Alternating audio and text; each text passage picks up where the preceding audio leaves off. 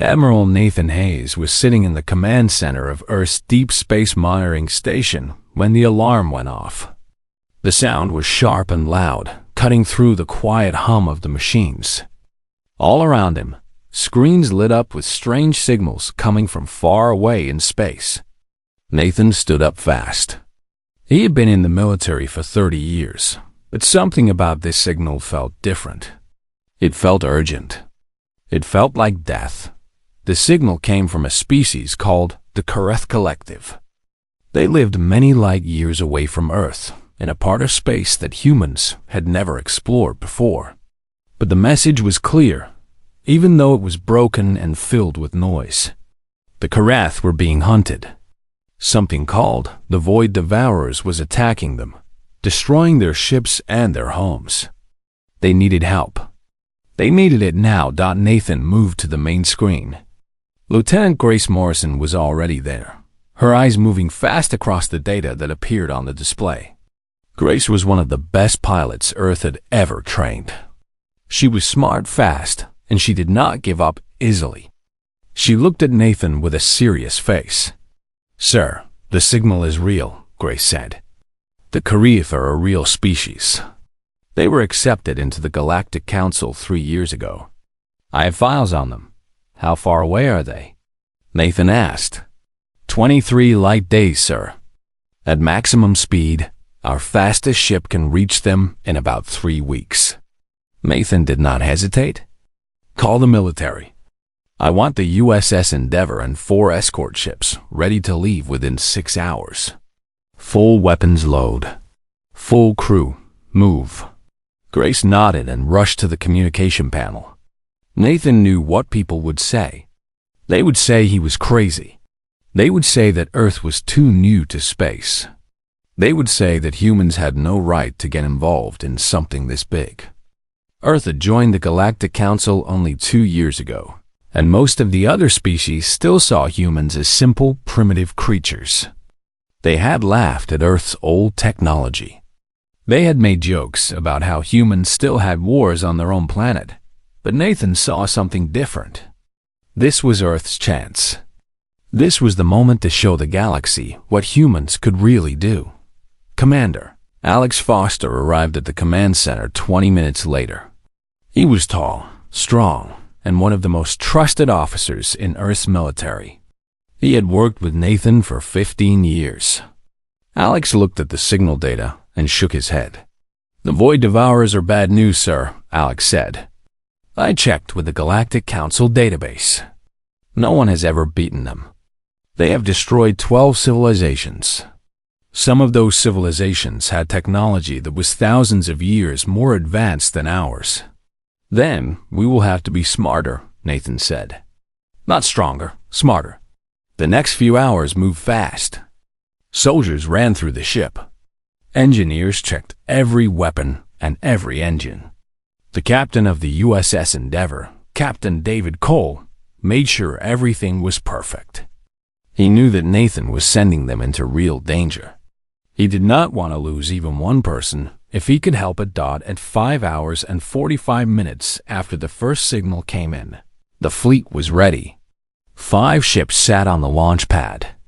The USS Endeavour was the biggest and the strongest. It had the newest weapons that Earth could make. The other 4 ships were smaller, but they were fast and mean. Nathan walked through the USS Endeavour one last time before they left. He stopped and looked at the crew. These were regular people. They had families. They had children waiting for them at home. Some of them had never been in a real battle. But they were here, and they were ready to risk their lives to save people they had never met. He went to the control room. Grace was in the pilot's seat. She was checking the ship's systems one more time. Alex was next to her, looking at maps of space. They both turned when they saw Nathan come in. "Are we ready?" Nathan asked. "Yes, sir," Grace said. "The engines are hot. We can jump to light speed in 5 minutes." Nathan put his hand on Grace's shoulder. "You will fly us toward those people. You will do it well, just like you always do. I will not let you down, sir," Grace said. Nathan turned to Alex. "And you will keep this crew safe. No matter what happens out there, everyone comes home. Do you understand?" "Everyone comes home," Alex repeated. "I understand, sir." Nathan went to the main screen and watched Earth fall away behind them as they jumped to light speed. The stars became lines of light. Space became something wild and alive. And the USS Endeavour, with 4 ships following behind it, raced toward a danger that no one on Earth had ever seen before. Nathan knew that the other members of the Galactic Council thought humans were weak. They thought Earth was small and unimportant. But Nathan had a feeling in his chest, a feeling that said this was the moment. This was when the galaxy would learn what humans really were. This was when they would learn that being human meant something. It meant standing up when things were hard. It meant helping people you did not know. It meant doing what was right, even when it was dangerous. The ships flew through the darkness of space, faster and faster, chasing a signal of death and fear and the last hope of a dying people. And on Earth, people watched the news and waited. They did not know yet that their small world was about to change everything.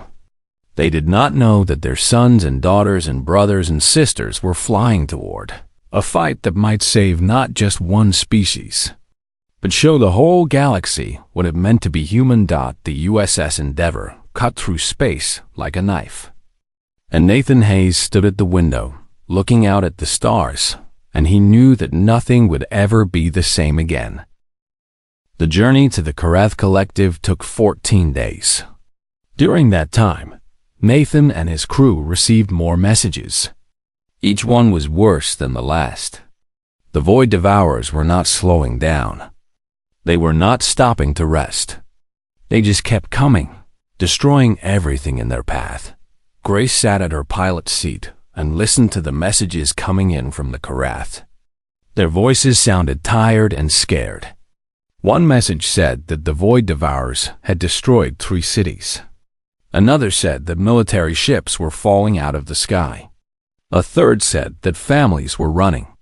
Mothers were taking their children and running to ships, hoping to get away, hoping to find safety somewhere. Nathan heard all of this. He felt it, but he did not show it to his crew. A commander had to be strong. A commander had to believe that everything would be okay, even when everything looked bad. On the 7th day, something happened that changed everything. The sensors picked up 3 ships coming toward them. They were broken. Smoke was pouring out of their engines. Their shields were almost gone. They were Karth ships, and they were running. "Those ships are not going to make it," Alex said, looking at the numbers. "Their engines are failing. In about 6 hours, they will stop working. And when they stop, the people on those ships will die in space." Nathan did not think about it for long. "Get a team ready. We are going to slow down and pick them up." Alex looked shocked. "Sir, that will put us even further behind. We will lose 4 more days of travel." "I know," Nathan said. "Do it anyway." Grace turned her head and looked at Nathan. "Those people might be hurt, sir. We have doctors on this ship, but we do not have a lot of space for wounded people." "Then we will make space," Nathan said. "We will push people into the smaller quarters. We will give up the cargo bay. We will do whatever we have to do. Those ships are failing, and those people need help. That is all that matters." It took 2 hours to get close enough to the first Karth ship. Nathan sent out a small transport ship with 10 soldiers and 2 doctors. The soldiers went on to the Karath ship and started moving the survivors. The Karath were strange to look at. They had blue skin and 4 arms. Their eyes were large and dark. But when Nathan's soldiers smiled at them, the Karath understood. They understood that these humans had come to help. The first Karath ship was saved. Then the second. Then the third. By the time all 3 ships were empty, the USS Endeavour had taken on 700 Karath survivors. The ship was crowded. There was not much space left, but everyone was alive. A Karath leader came to the command center. His name was hard to say, but Nathan called him Kethel. Kethel had blue skin that was darker than the others. His eyes showed that he had seen many wars. He moved toward Nathan with slow steps.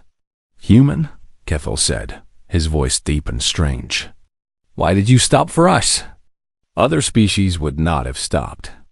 Other species would have said that we were already dying, that it was too late. Nathan looked at Kethel for a long moment, because stopping was the right thing to do. "That is why." Kethel was quiet. Then he made a sound that might have been a laugh. "You are new to this galaxy, are you not?" "Yes," Nathan said. "Very new." "Your people are strange," Kethel said. "That is good. This galaxy needs strange. This galaxy has forgotten what it means to help others when helping them costs you something." Over the next week, Nathan learned about the Void Devourers from Kethel and the other Karath survivors. The Devourers were not alive in the way that other creatures were alive. They were machines. They were artificial things, created by an old empire that had died a long time ago. The Devourers did not think. They did not feel. They only destroyed. And once they started destroying, nothing could stop them. "How do we fight them?" Nathan asked. Kethel shook his head. "We have tried everything. We have tried our most powerful weapons. We have tried hiding. We have tried running. Nothing works. Their shields are too strong. Their weapons are too fast. They learn and they change and they adapt." Commander Alex heard this and came to Nathan in the control room. "Sir, we are going up against something that can learn and adapt. That means our usual tactics will not work. We will do something and they will figure it out. We will do something else and they will figure that out too. Then we do not fight them like other people fight them," Nathan said. "We do not do what they expect. We do not fight like a machine fights. We fight like humans fight. What does that mean, sir?" Alex asked. Nathan thought about it. He thought about all the wars that humans had fought on Earth. He thought about the soldiers who had done impossible things. He thought about the pilots who had survived when they should have died. He thought about the fact that humans were creative. They were fast. They did not always follow the rules. "It means we use our brains," Nathan said. "It means we think different. It means we do things that do not make sense. The Void Devourers can learn, but maybe they cannot learn how to fight something that does not follow the rules." Grace looked at Nathan from her pilot's seat. "You are going to make this up as you go, are you not, sir?" "Yes," Nathan said. "That is exactly what I am going to do." The ships pushed forward faster. Nathan ordered the engines to run hot. He pushed them past the safe limits. The engineers said it was too much. The engines said they might break. But Nathan pushed them anyway, because somewhere out there, the Karath Collective was dying, and they were the only hope those people had got. By day 14, Earth's fleet was close. Very close. The sensors showed the Void Devourers.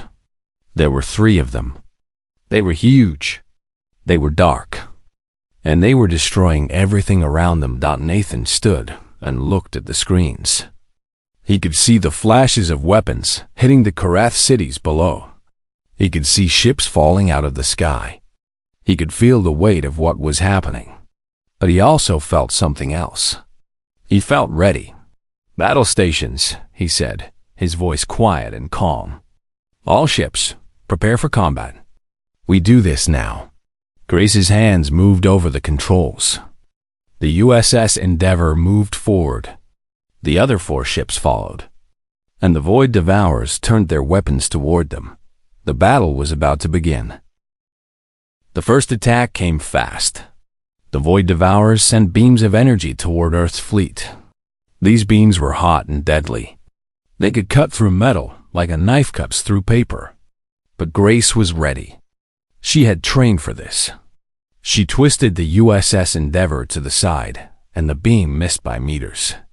The other 4 ships did the same. They moved together like dancers who had practiced 1,000 times. "All ships, spread out," Nathan said into the radio. "Do not stay in one place. Keep moving. Keep thinking." The problem was clear. The Void Devourers were bigger and stronger than Earth's ships. In a normal fight, a normal battle where ships stood in one place and traded shots, Earth would lose. The Devourers had thicker armor. They had stronger weapons. But Nathan did not want a normal battle. "Send the mining drones," he said to Alex. Alex looked confused. "Sir, the mining drones are not weapons." "I know," Nathan said. "Send them anyway." The mining drones were small machines that the fleet carried for taking resources from rocks and ice in space. They were not designed for battle, but they could fly. And that was all Nathan needed. Hundreds of mining drones shot out from the smaller ships. They were tiny compared to the Void Devourers. The Devourers' weapons could destroy them easy. But there were so many of them, flying in so many directions, that the Devourers had to use a lot of energy to hit them all. And while the Devourers were doing that, Earth's ships moved fast toward their target. Grace flew the USS Endeavour with perfect control. She did things that the computer said were impossible. She made the ship turn at angles that should have broken it apart. She pushed the engines to limits that engineers said would never work. But the ship held together. Because humans were not machines. Humans could feel. Humans could know when to break the rules. One of the Void Devourers turned its main weapon toward the Kareth city below. Nathan could see it was about to fire. He could see the energy building up in the weapon. If it fired, thousands of Kareth would die. Thousands of families would be gone in a second. Nathan did not think. He moved. "I am taking a shuttle," he said, and he was already moving toward the shuttle bay. "Sir, no," Alex shouted. "That is crazy." But Nathan was already in the shuttle. He fired up the engines. The small ship jumped out into space. It was nothing compared to the Void Devourer. It was like a mouse running at a tiger. But Nathan was moving fast and his hands were steady. The Void Devourer saw him coming. It turned its weapon toward the shuttle. But Nathan did not fly in a straight line. He flew crazy. He went up and down and sideways. He used the shuttle's speed in ways that made no sense. A machine could not predict what he was doing because he did not know what he was doing until the moment he did it. The weapon fired. The beam missed the shuttle by just a few meters. Nathan could feel the heat through the walls. He pushed the shuttle even faster. He pushed it toward the Void Devourer's weapon. What he did next was something no alien had ever done before. Instead of trying to hit the Void Devourer with a weapon, he flew the shuttle right into the weapon itself. He released all his emergency systems at once. The impact was huge. The explosion was bright and hot. But Nathan had already ejected from the shuttle before the impact. His small escape pod flew away from the explosion. The Void Devourer's weapon stopped working. It was broken. It was useless. A rescue ship from the USS Endeavour picked up Nathan's pod before it could fall toward the planet below. He came back onto the bridge of the Endeavour soaking wet with sweat and blood from a cut on his head. But he was smiling. "Get me those weapons," he said. "I want electromagnetic pulses ready. Full power." The crew moved fast. They understood now what Nathan wanted to do. They understood that their commander was willing to die to save people. That kind of bravery made people do things they never thought they could do. The Void Devourers were getting confused. They were learning, yes, but they were learning too slow. By the time they figured out how to stop one trick, Earth's fleet was already doing something else. Grace and the other pilots were doing things that did not make sense. They were flying patterns that seemed random. They were breaking rules. They were surviving. Nathan ordered 3 ships to move in close to one of the Void Devourers. They were small ships. It seemed like suicide. But when they got close, they released all of their electromagnetic pulses at once. The Devourer systems went crazy. Its shields flickered. Its weapons stopped responding. In that moment of weakness, a ship flew past and sent a special bomb into the Devourer's main engine. The explosion tore through the Devourer's back. It was not destroyed, but it was hurt. It was bleeding energy into space. The battle went on for hours. Nathan's fleet lost one ship. 18 good people died. That hurt.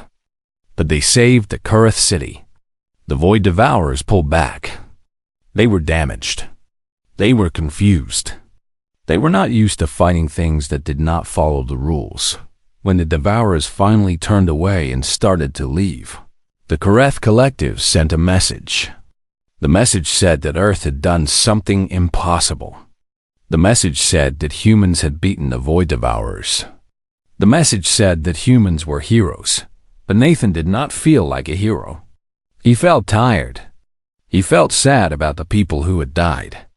He looked at the damage to his ships. He looked at Grace, who had not left her pilot seat for 12 hours.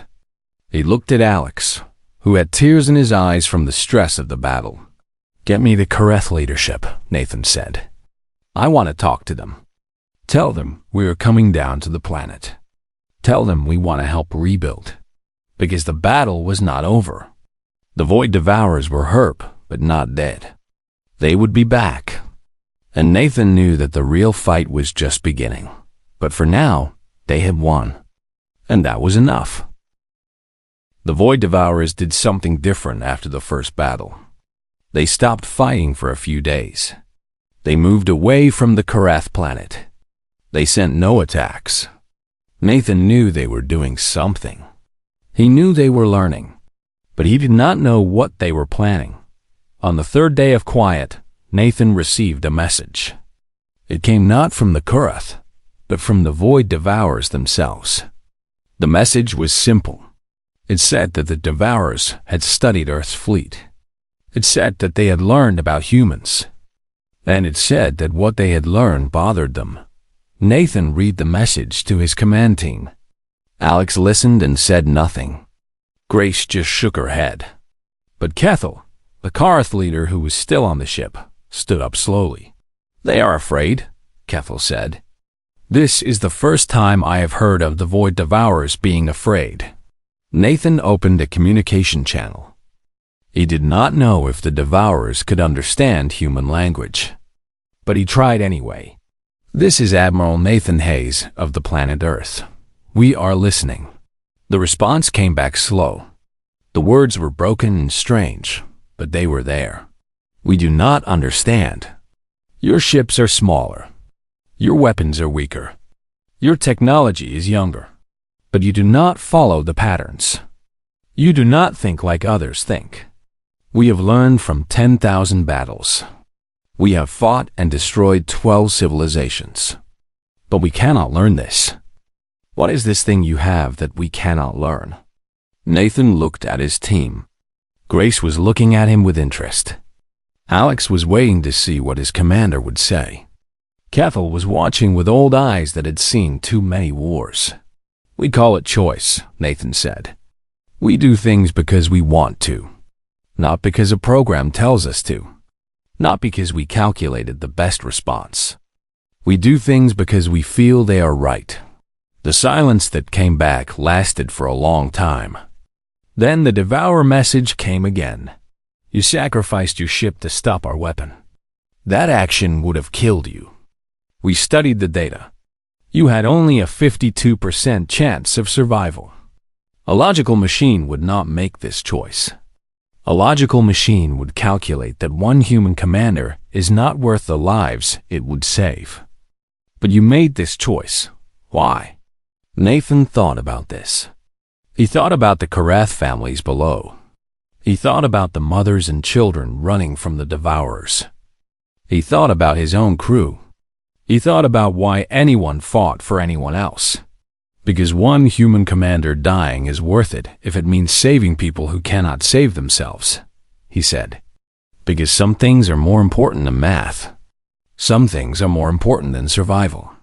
Some things are right, and we do them because they are right. Back on Earth, the Galactic Council was watching everything. They had sent no help. They had sent no support. The oldest and most powerful species in the galaxy had decided that the Void Devourers could not be beaten. They had written off the Karath Collective as already dead.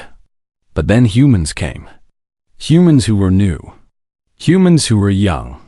And humans who did what everyone else said was impossible.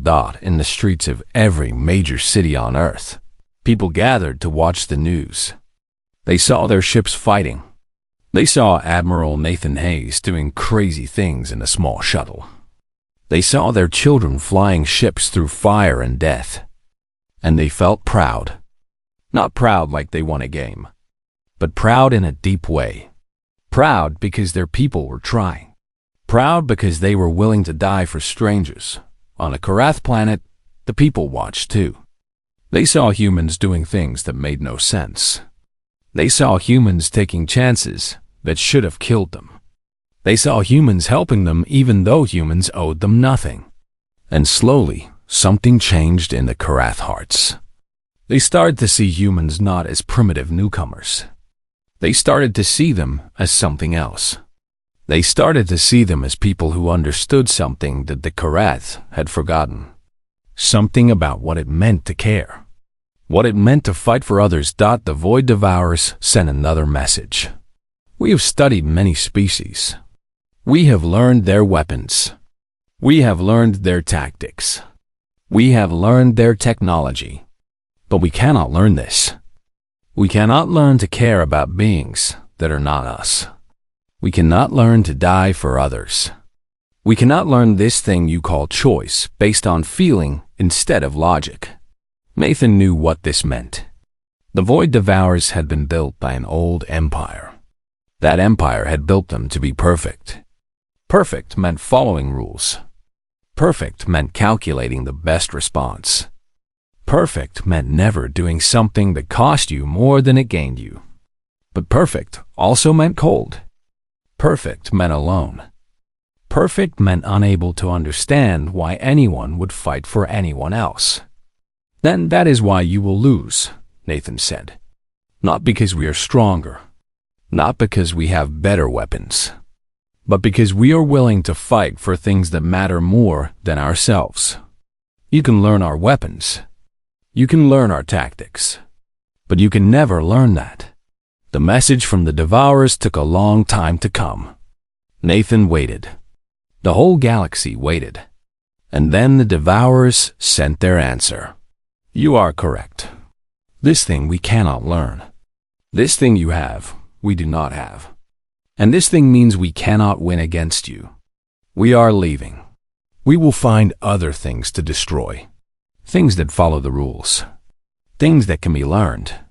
The Void Devourers started their engines. They turned away from the Karath system. They began to move away into deep space. Within a day, they were gone. Within 2 days, they had jumped to another part of the galaxy. The Karath were saved. The battle was over.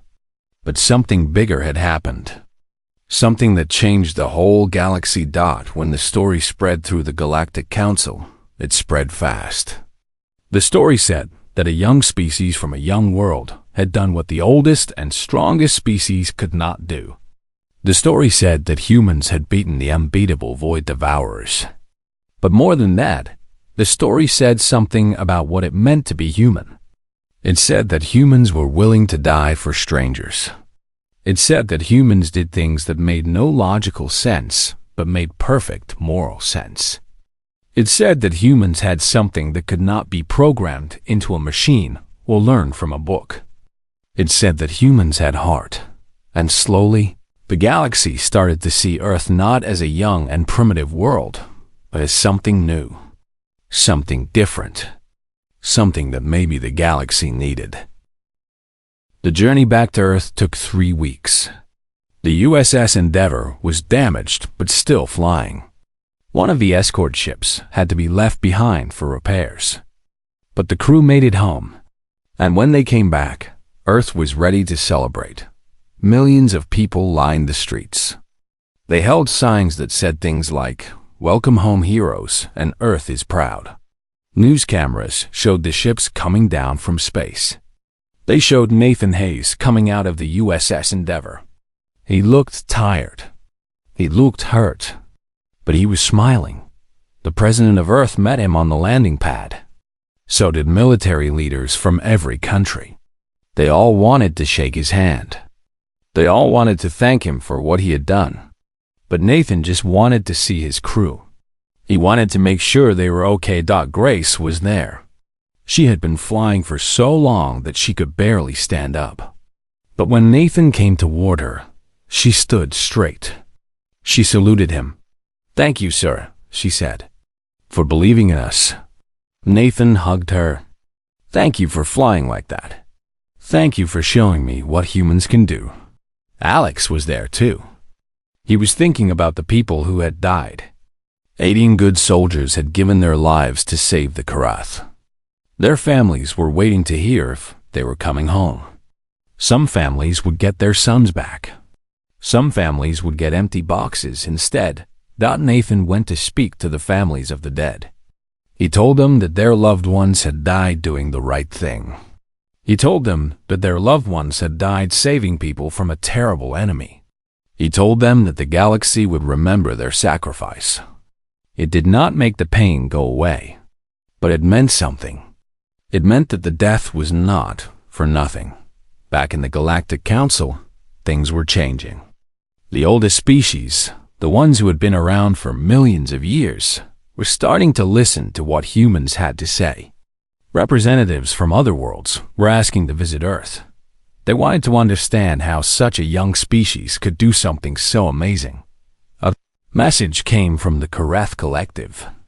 It said that they wanted to be partners with Earth. It said that they wanted to learn from humans. It said that they wanted to build something together. Kethel, the Karath leader, asked if he could stay on Earth for a while. He wanted to understand human culture. He wanted to understand what made humans willing to die for people they had never met. Nathan took Kethel to visit a place where children played. The children did not know who Kethel was. They did not know he was an alien. They just saw someone who looked different, and they wanted to be friends. Kethel watched the children play, and he started to understand something. He understood that humans were born knowing how to care. They were born knowing how to help. It was not something they had to learn. It was something inside them from the start. "You are strange," Kethel said to Nathan.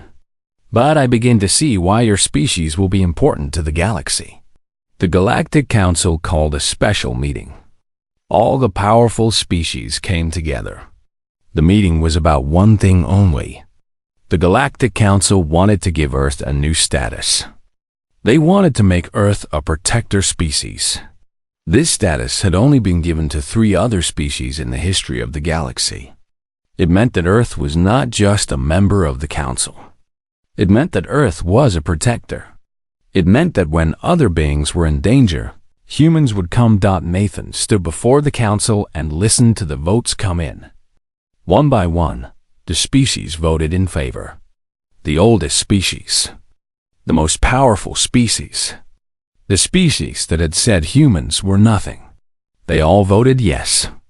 They all agreed that humans should be protectors. Nathan did not feel proud when he heard the votes. He felt something else. He felt responsible. He felt the weight of knowing that other beings in the galaxy would be counting on humans now. He felt the weight of knowing that more battles might come. More of his people might die. But he also felt something good. He felt like his species had finally found its place in the galaxy. When Nathan returned to Earth, he was offered promotions. He was offered medals and rewards. But he asked for something different. He asked for money to rebuild the Karath cities. He asked for technology and resources. He asked for Earth scientists to work with Karath, scientists to make the galaxy safer. Some people said this was not what a hero would do. A hero would take the rewards. A hero would become famous. But Nathan knew that being a hero was not about fame. It was about doing what was right. It was about seeing people in danger and helping them. Years passed. Trade routes opened up between Earth and other worlds. Earth sent ambassadors to the Kareth. The Kareth sent ambassadors to Earth. They learned from each other. They traded. They became friends. Humans went out into the galaxy to explore. They went out to protect. They went out to learn. On a day 10 years later, Nathan Hayes stood at the window of his house and looked at the stars. He was older now. His hair was gray. His body was tired from many years of work. But his heart was still strong. Grace came to visit him. She was a captain now. She had her own ship. She still flew with the same crazy skill that had saved the Kareth. "Do you think we made a difference?" she asked Nathan. Nathan looked at the stars for a long time before he answered. He thought about the Kareth families that were alive because of what his crew had done. He thought about the alliance between Earth and the Kareth. He thought about the young humans who were now learning to be protectors for the galaxy. "Yes," he said finally. "I think we made a difference. Not just because we won a battle, but because we showed the galaxy something it had forgotten. We showed them that it is worth fighting for people you do not know. We showed them that it is worth dying for people from different worlds. We showed them that being human means something." Grace smiled. "I am proud to be human," she said. "So am I," Nathan replied. The two old friends stood together and watched the stars. And somewhere out in the darkness, new ships were flying. Ships with human pilots who would help anyone who needed help. Ships that would show the galaxy what it meant to have humans as protectors. Ships that would carry the message that had started on the day when a simple distress call changed everything. The message was simple. When someone needs help, you help them. Not because they are like you, not because they can pay you, but because it is right. Because it is what humans do. Because humans are not machines. Humans have hearts, and hearts know what to do.